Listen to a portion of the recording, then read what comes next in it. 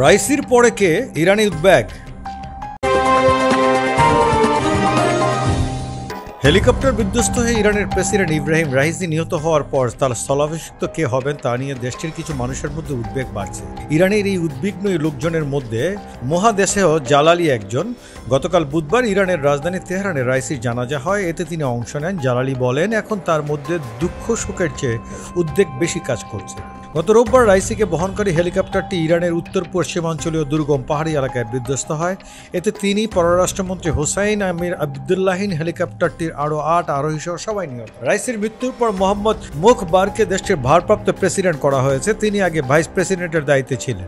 রাইসির উত্তরাধিকারী ঠিক করতে ইরানে আগামী ২৮শে জুন প্রেসিডেন্ট নির্বাচন অনুষ্ঠিত হবে। প্রেসিডেন্ট নির্বাচন প্রসঙ্গে ৩১ বছর বয়সী ইরানি নাগরিক মহসিন বলেন, আমি কিভাবে তার মতো একজনকে খুঁজে পাবো? আমি সত্যিই বিষয়টি নিয়ে চিন্তিত। মহসিন আরো বলেন, তিনি যতদূর জানেন তাদের কাছে রাইসির মতো মর্যাদা সম্পন্ন কোনো প্রার্থী নাই। রাইসির মৃত্যুতে গত সোমবার ইরানে ৫ দিনের জাতীয় শোক ঘোষণা করা হয়। এই শোক পালন শেষ হলে দেশটিতে প্রেসিডেন্ট নির্বাচনের প্রচার শুরু হতে পারে।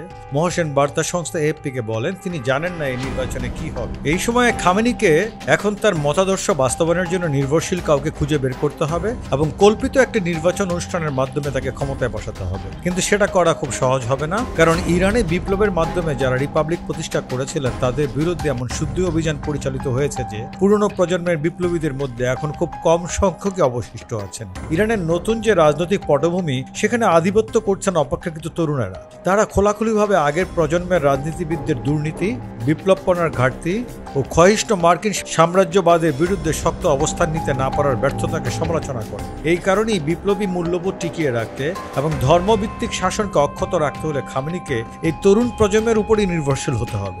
নতুন দলটি বেশ কয়েকটি জনবিদ্রোহের বিরুদ্ধে অবস্থান নিয়ে তাদের অবস্থান শক্তিশালী করেছে। এদের অনেকে নিরাপত্তা সংস্থাগুলো এবং নেভিগেশন গার্ডের সদস্য।